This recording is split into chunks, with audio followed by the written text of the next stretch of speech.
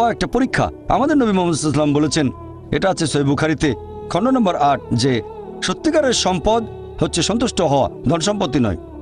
সত্যিকারের সম্পদ হলো সন্তুষ্ট হওয়া, পরিতুষ্ট হওয়া। আপনার যা কিছু আছে সেটার জন্য বলবেন আলহামদুলিল্লাহ, সকল প্রশংসা আল্লাহর। তাহলে হবেন সত্যিকারের মুমিন, হবেন সত্যিকারের বিশ্বাসী, হবেন সত্যিকারের মুসলিম, সন্তুষ্ট থাকবেন।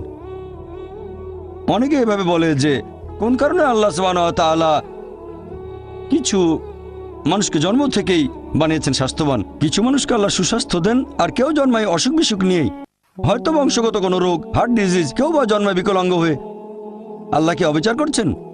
আল্লাহ পবিত্র কোরআনে বলেছেন সূরা নিসা অধ্যায় নম্বর 4 আয়াত 40, আল্লাহ সুবহানাহু ওয়া তাআলা কারোর সাথে অনুপরিমাণে জুলুম করেন না। এটা একটা পরীক্ষা।